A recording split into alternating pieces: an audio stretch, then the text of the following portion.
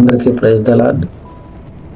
ఈరోజు పరిశుద్ధ గ్రంథమైన బైబిల్ నుండి నిర్గమకాండం గురించి వీడియో రూపంలో సంక్షిప్తంగా తెలుసుకుందాం. ముఖ్యంగా నిర్గమకాండంలోని దేవుడు తన ప్రజలను బానిసత్వం నుంచి విడిపించిన కథ. కన్నెలను చూసిన దేవుడు తన శక్తితో మార్గం చేశాడు.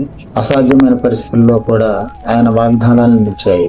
ఈ వీడియోని లైక్ చేయండి, షేర్ చేయండి. నా ఛానల్ సబ్స్క్రైబ్ చేస్తూ పక్కన ఉన్న బెల్ ఐకాన్ నొక్కండి. కావాల్సిన మందికి వీడియోలో పోదాం. ఒకప్పుడు దేవుడు ఎన్నుకున్న ప్రజలు, కానీ ఇప్పుడు వారు దాసులయ్యారు.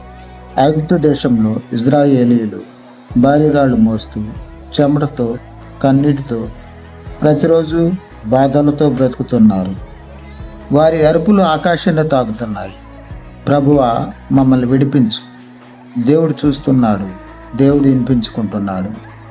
అలాంటి చీకటి కాలంలోనే ఒక చిన్న శిశువు నైలు నదిలో తేలుతూ వస్తున్నాడు. మనుషుల దృష్టిలో అసహాయుడు, కానీ దేవుని యోచనలో భవిష్యత్తు నాయకుడు. నీటి ప్రవాహం మధ్యలో కూడా దేవుని చేతులు అతన్ని కాపాడుతున్నాయి. ఆ శిశువే మోషే. రాజభవనంలో పెరిగిన మోషే తన ప్రజల బాధను చూసి కదిలిపోయాడు. కానీ ఒక తప్పు నిర్ణయం అతన్ని అరణ్యంలోకి నెట్టింది. ఎడారిలో ఒంటరిగా నడుస్తున్నాడు. తన జీవితం ఎందుకు ఇలా మారిందో అర్థం కాక. కానీ దేవుని ప్రణాళిక ఇప్పుడే ప్రారంభమవుతుంది. ఒక సాధారణ రోజు, ఒక అసాధారణమైన సంఘటన. మండుచున్న పొద, కానీ కాలిపోవడం లేదు. అక్కడ నుండి వినిపించింది దేవుని స్వరం. మోషే, నీ ఉన్న స్థలం పవిత్రమైనది. దేవుడు తన ప్రజలను విడిపించడానికి మోషేని పిలుస్తున్నాడు. దేవుని ఆజ్ఞతో మోషే ఫరో ఎదుట నిలిచాడు. నా ప్రజలను విడిచిపెట్టు. అది ఒక మనిషి మాట కాదు, దేవుని ఆజ్ఞ. కానీ ఫరో హృదయం కఠినమైంది. అతని గర్వం దేవుని శక్తిని సవాల్ చేసింది. అప్పుడు దేవుడు తన శక్తిని చూపించాడు. నీరు రక్తమైంది. చీకటి దేశాన్ని కమ్మేసింది. భయం ప్రతి ఇంటిని తాకింది. ఇవి శిక్షలు కాదు, ఇవి హెచ్చరికలు. దేవుని మాటను నిర్లక్ష్యం చేస్తే ఫలితం ఎలా ఉంటుందో ఐగుప్తు నేర్చుకుంది.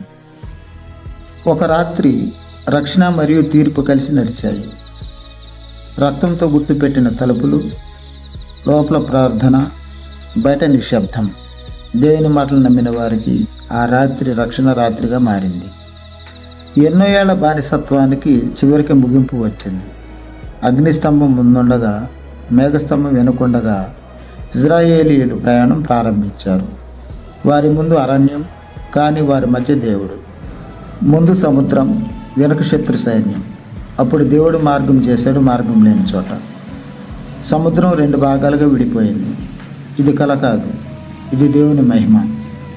దేవుడు తన ప్రజల కోసం పోరాడినప్పుడు శత్రువుకు తప్పించుకునే మార్గం ఉండదు. నీరు మూసుకుపోయింది. శక్తి, గర్వం, సైన్యం అన్నీ అంతమయ్యాయి.